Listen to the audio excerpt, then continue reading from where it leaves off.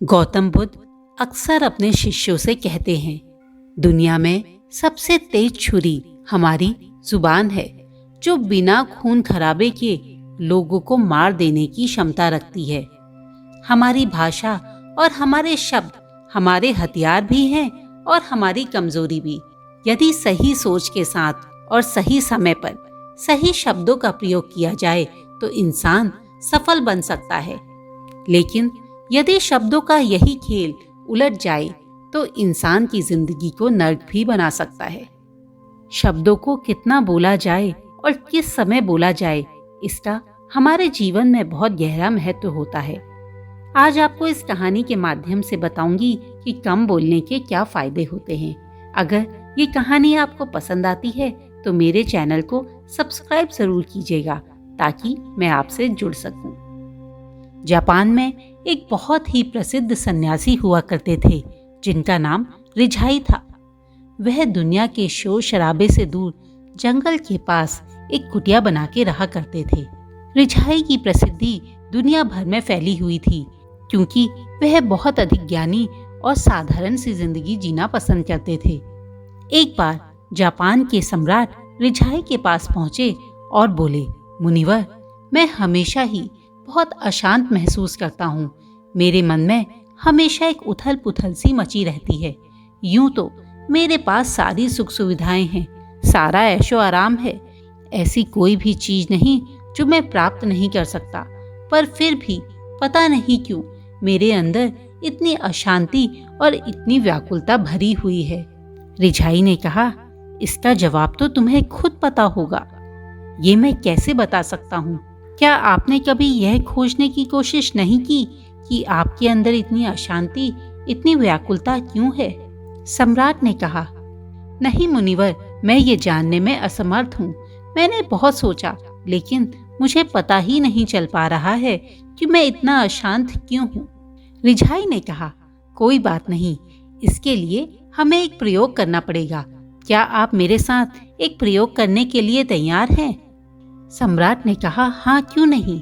अगर मुझे इससे अपनी अशांति और व्याकुलता का समाधान मिल जाए तो मैं कोई भी प्रयोग करने के लिए तैयार हूँ। सम्राट ने कहा, बोले मुनिवर, मुझे क्या करना होगा? रिझाई ने कहा, आपको अगले 10 दिन तक इसी आश्रम में एक साधारण सी जिंदगी जीनी होगी और आप अगले 10 दिन तक जितना कम हो सके उतना ही बोलेंगे। अगर बोलने की आवश्यकता नहीं है तो आप शांत रहेंगे और आपको हमेशा अकेले ही बैठना है। आपको किसी के साथ बात नहीं करनी है। सम्राट ने हामी भर दी। पहला दिन सम्राट के लिए आसान नहीं था। उनका मन उथल पुथल और लाखों सवालों से भरा हुआ था। वह आश्रम के साधारण से जीवन में बहुत असहज महसूस कर रहे थे, लेकिन सम्राट ने पूरे दिन भर अपने मुंह से एक शब्द भी नहीं निकाला और चुपचाप एकांत में बैठे रहे। रात होते होते उन्हें एक अजीब सी खुशी महसूस होने लगी। उन्होंने महसूस किया कि उनके अंदर बेचैनी थोड़ा कम होती जा रही थी। अगले दिन सम्राट जब बैठे तो उन्होंने अपने आसपास की प्रकृति को महसूस किया। उन्होंने अपने आसपास के पेड़ पौधे, आकाश में उड़ते हुए परिंदे और पेड़ों को देखा। जिंदगी में पहली बार उन्होंने अपने आसपास की प्रकृति को महसूस किया था। उन्होंने देखा कि आसपास कितना सुंदर है। इसी तरह से 2-3 दिन बीत गए। अब सम्राट के मन की सारी उथल पुथल शांति में बदल चुकी थी। 5वें दिन सुबह सम्राट एकांत में जाकर बैठ गए। अपने आप ही उनकी आंखें बंद हो गईं और वह ध्यान में चले गए। उनके मन में आनंद की अनुभूति हो रही थी। उन्हें पता ही नहीं चला कि कब वह गहरे और गहरे ध्यान की ओर बढ़ते चले गए। उन्होंने अपने बाकी के दिन भी इसी तरह ध्यान की मुद्रा में ही बिता दिए। जब 10वां दिन आया तो वे गुरु के पास आए और उन्हें झुककर प्रणाम किया और बोले, हे मुनिवर, मुझे अपने सारे सवालों का जवाब मिल चुका है। मैं समझ गया हूँ कि आखिर क्यों मेरे मन के अंदर इतनी उथल पुथल है। मेरा मन क्यों अशांत और व्याकुल रहता है। रिझाई ने कहा, अच्छा, तो मुझे भी बताओ, तुम्हें क्या जवाब मिला है? तो सम्राट ने कहा, मैं जरूरत से अधिक शब्दों का प्रयोग करता था। मैं लोगों के साथ बेमतलब की बातें करता था और उनकी बेमतलब की बातें सुनता भी था और बाद में इन्हीं बातों को सोचकर अपना समय बर्बाद करता था। और यही वजह थी कि मेरे दिमाग में हमेशा बेचैनी और अशांति बनी रहती थी और मेरा शरीर भी अच्छा महसूस नहीं करता था। इसके परिणाम स्वरूप मैं अपना कोई भी कार्य अच्छे से नहीं कर पाता था और अपने हर कार्य में असफल होने लगा था और मेरी असफलता मुझे और अधिक उदास कर रही थी, क्रोधित कर रही थी और यही वजह थी कि मैं अपने जीवन में नीरसता को महसूस कर रहा था। लेकिन इन 10 दिनों में मैंने महसूस किया कि मैं अपना जीवन गलत तरीके से जी रहा था। मैंने सीखा कि ध्यान करने की जरूरत नहीं होती, बल्कि ध्यान अपने आप ही हो जाता है। जब आप स्थिर, शांत और मौन होते हैं तो ध्यान अपने आप ही आपके पास खींचा चला आता है। मैंने इन पिछले दिनों मौन धारण करने के दौरान एक सबसे महत्वपूर्ण चीज सीखी। मैंने सीखा कि इंसान के जीवन में सबसे महत्वपूर्ण उसे अपने आप को जानना है। यह सुनकर रिझाई ने मुस्कुराते हुए कहा, यह केवल आपके साथ ही नहीं है। दुनिया के ज्यादातर लोग जरूरत से ज्यादा बोलते हैं और ना चाहते हुए भी अपने जीवन को बर्बाद कर लेते हैं।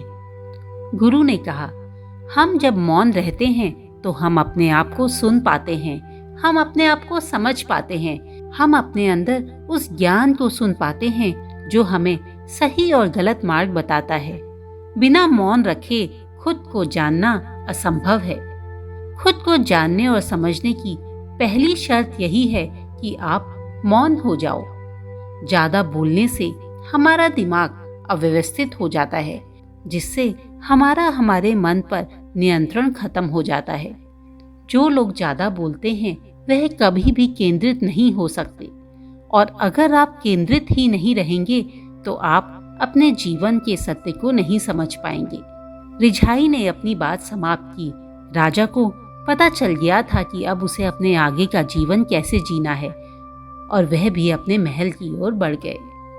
दोस्तों, आपने कई बार ध्यान दिया होगा कि जो लोग ज्यादा बोलते हैं वह बाकी लोगों के सामने हंसी का पात्र बन जाते हैं और वहीं दूसरी ओर जो लोग कम बोलते हैं, अपनी बातें कहने के लिए कम शब्दों का प्रयोग करते हैं, लोग उनका अधिक सम्मान करते हैं, उनकी बातों को ज्यादा महत्व देते हैं और ऐसे लोग भरोसे के लायक भी माने जाते हैं। जो लोग कम बोलते हैं उनके व्यक्तित्व में एक आकर्षण होता है और लोग अपने आप ऐसे लोगों की ओर खींचे चले आते हैं।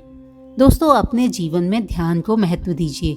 कुछ ना कुछ समय अपने रोज की जिंदगी में जरूर निकालिए जिसमें आप एकांत में बैठ सकें, जिसमें आप बिना कुछ बोले ध्यान की अवस्था में जा सकें। ऐसा एक दिन में नहीं होगा। जिस तरह उस सम्राट को 10 दिन लगे ये समझने में, हमें भी थोड़ा समय लगेगा, लेकिन अगर हम इसे एक नियमित रूप से करने की कोशिश करेंगे तो हम भी ध्यान को प्राप्त कर पाएंगे। कुछ ना कुछ समय जरूर निकालिए जिसमें आप सिर्फ अपने साथ हों, जब आप आसपास की दुनिया से कट जाएं, जब आप कुछ भी शब्दों का प्रयोग ना करें और अपने भीतर जा सकें, अपने आप को जान सकें। मुझे कमेंट करके जरूर बताइएगा कि आपको ये कहानी कैसी लगी। अगर आपको ये कहानी पसंद आई है तो मेरे चैनल को सब्सक्राइब जरूर कीजिएगा ताकि मैं आपसे जुड़ सकूं।